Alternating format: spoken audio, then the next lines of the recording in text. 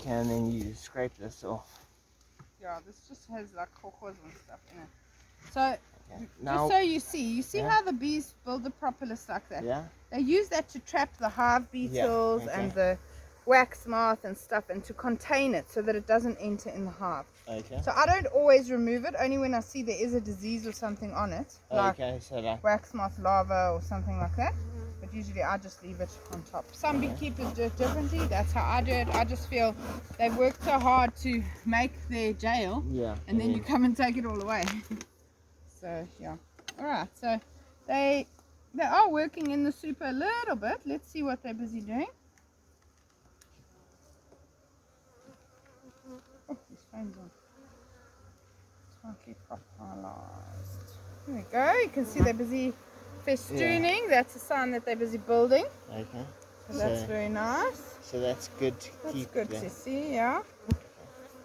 Right, is your lid turned over upside down? That's fine.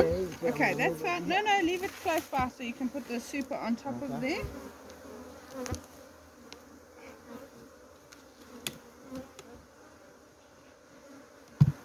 Okay, there we go, Dane. So you need to go heavy with, huh? Yep. Okay, so I put this upside down or? No, as it is, straight. Yeah. There we go, perfect. Okay, queen excluder.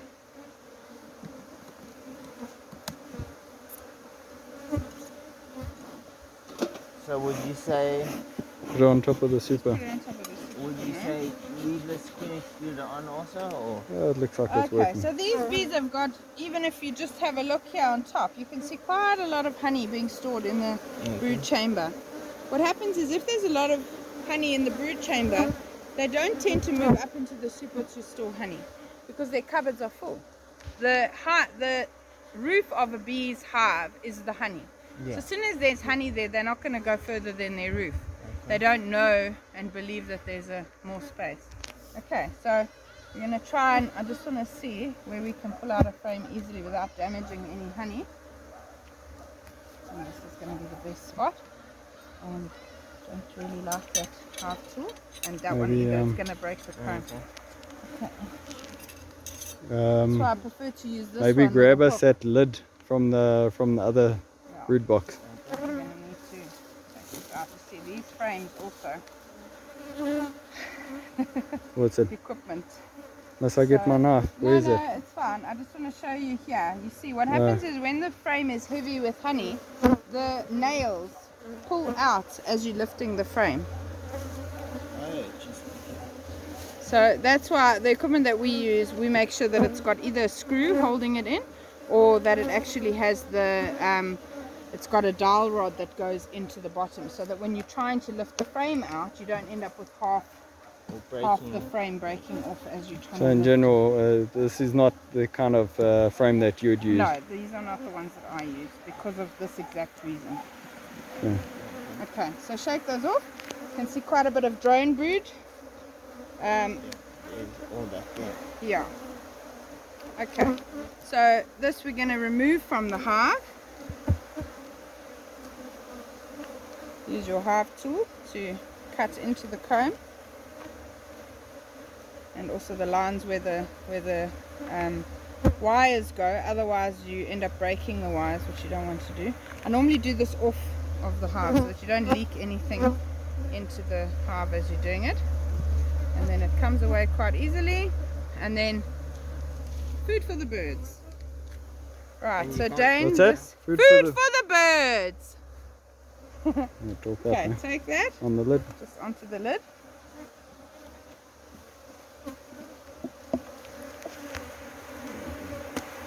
Okay, next frame. Also loads of drone brood. Now, what is that section there? That's honey. Okay. Okay, so here on this frame, we've got a selection of different things. We've got honey over here, which looks like scales. We've got brood here, normal worker brood, and then we've also got drone brood here. So this is quite a lot of drone brood. So we're going to cut all this out as well. You can see the line of it there. Okay. This has obviously been cut out before, if you look at the spacing. But the bees, yeah, they probably will build this again. But that's okay. At least we've eliminated quite a lot of the drone brood and the potential for Varroa Mite. It's important to note that we're not just doing this for fun because we have something against male bees. That's not the case. And what I want to show you, if I can, I hope Brian can get a good picture here, but if we open it up, I want to see if I can see any Varroa Mite. It's important to inspect it. What is that thing? That's all the drones, the baby drones. Okay.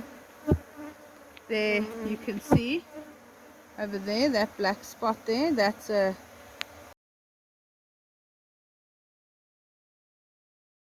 Okay, we'll have to look on another one.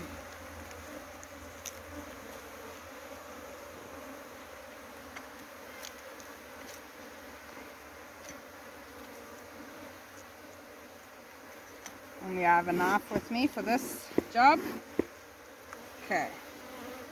Should I go get some more stuff for this class? No, don't worry. And don't stress. Okay, here's some good brood coming out here. This is going to be a nice hive. Oh, look at that. Okay, lovely brood pattern. Nice and even. That's what you're looking for. Perfect. And now this bit here, what is that? Well, it's just like bearding. Bees. Yeah, they're just festooning as we lift it out. They're hanging onto each other. No, don't let me fall. It's so hard. Help me. Ah. Okay. You can see loads of drones on these in this hive already. You reckon that all that there is drone? No, I mean actual drones that have already hatched. See why we work over the hive all the time? Yeah. We don't want to drop bees into the I've floor. just seen a There's loads of drones. You see, there's one much bigger than the other bees. There's another drone there. Okay, so this colony is probably getting ready to swarm soon. Usually when we start seeing drone brood coming out, that's a sign of swarming season. Okay. So now how do we prevent that? By putting on a super. Okay. But this one already has a super. We just need to correct the whatever's happening in there.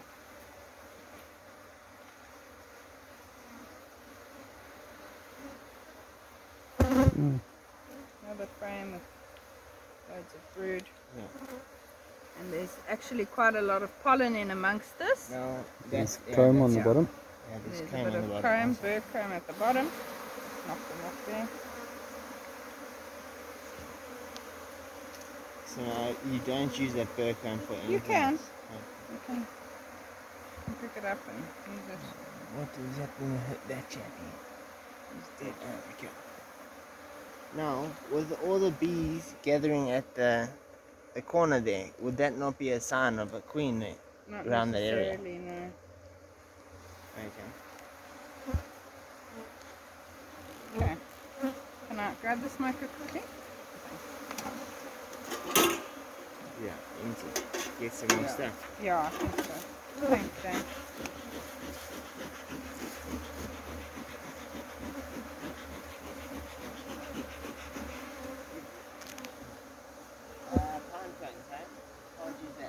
No, it will be too wet. Jane, that manure will work the best, hey?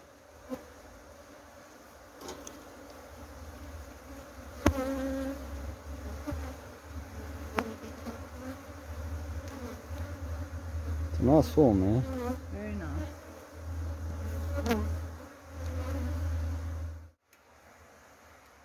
And there's some glory comb on the Lots bottom. of drone brood here as well. Drone. Okay? Clear the frame off. And now hopefully this time we can have a good look and see. Would you like Dane to try and see if he can diagnose? Yeah. We diagnose it. What is, so this is That's drone brood. brood. Chopping out there. Chopping it out, yeah. Have you ever seen a Varroa Mite in the drone brood before? No. Okay, let's see if we can. And that you just abscond and you can't use it to catch. No, you can't use that. Okay. That's bird food. What's it? Bird food. On the second to last frame now, there's been quite a lot of honey and quite a lot of drone brood which we've taken out. Again, another lovely frame of brood. Fantastic. If you look on the other side, you can see there also fantastic. And then again on the top there's that's Top honey, corner, right? that's honey, yeah. Okay. Now, is it normal to have honey in the brood chamber? If you don't have a super on, they will usually make honey on the top end of the brood, because that's the edge of their colony. Okay. But what you want to try and avoid is them doing honey, making honey inside there. You want them to be making honey in the So then top. it would be an idea not to put the queen excluder on, so that It's personal preference. We don't use queen excluders, but a lot of people do. It makes honey extraction a lot easier. Okay. Wow, look at all that drone brood, eh? Oh, it's just on the side, on the right hand side. So no queen cells yet, which is a good sign, which means we've intercepted this before they're looking to swarm. Okay. Cool. Okay, let me clear this frame. Oopsie. So we'll just have to scrape all that, or remove all that drone brood. Remove all of this.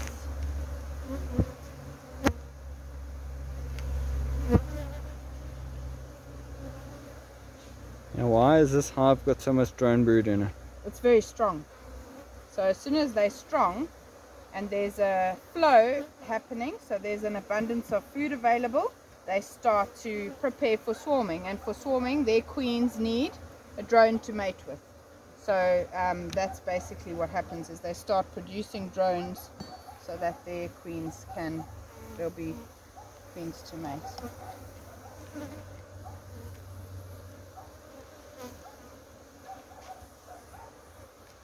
Now some neat little drone cakes.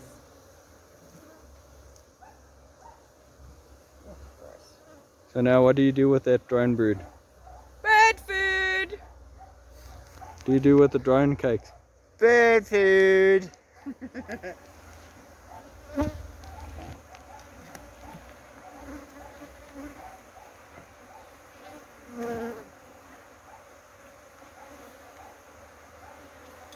Okay, so these two frames you're going to put on the outside or the inside? 2, 4, 6, 8, 9. So we only need one frame. What I'm going to do, because at the moment we've got effectively we've got 9 frames of brood in this hive, which is fantastic. Okay. So what we're going to do is I'm actually going to, because we've got starter strips on there, I'm going to actually force them to draw that out quickly by putting it between 2 brood frames. Because it's 9 frames of brood, that gives us quite a few options of where to put it. I'm going to put it just near the outer edge here where there's honey for them to use for that. Okay. Normally, when you put new frames in, you put it on the outer edge between the honey or the nectar and the brood chamber. But we've got basically brood from there all the way here. So I'm going to leave that frame. That one's got honey and well, not honey, sorry, nectar and pollen on it. I'm going to leave that frame in, and then I'm going to place that extra frame in here. Can we please have some smoke? Remember, we're using the smoke to move the bees away from where we want to work. So just like so. Shift the frames over nicely to give me some good space so that I don't break up any comb. Lovely. And then we put that one in there.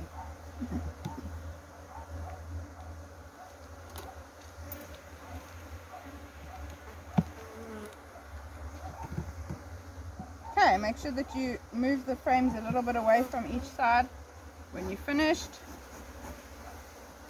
There's no reason that this colony shouldn't be producing masses of honey.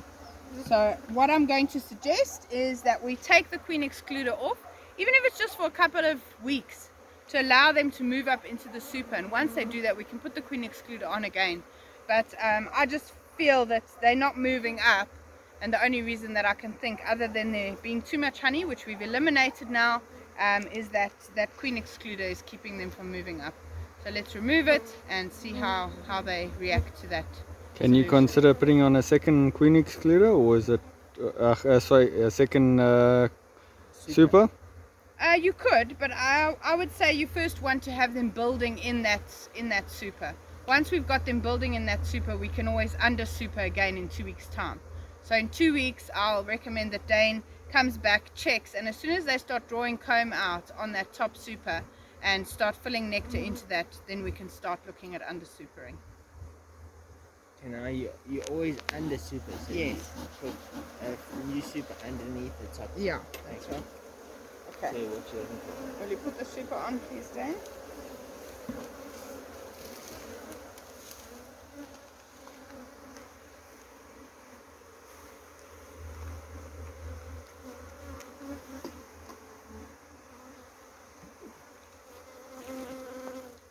Do you want to smoke any of the stuff around the edges?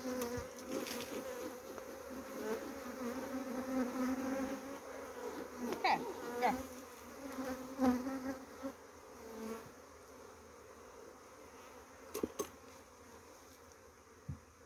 Okay.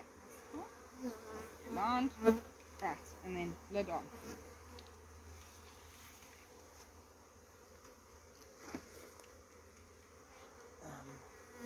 Okay.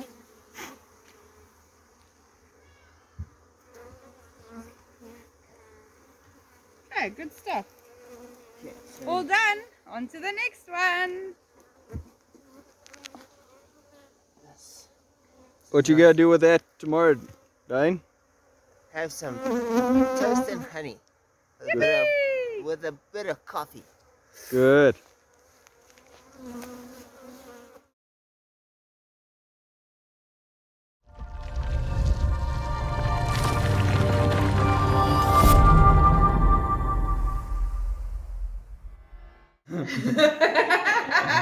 Okay. Okay. Okay. For more helpful hints on how to beekeep in South Africa, subscribe to our channel and we'll see you there. Happy beekeeping. Stop videoing. It's Ivis Cadaver's.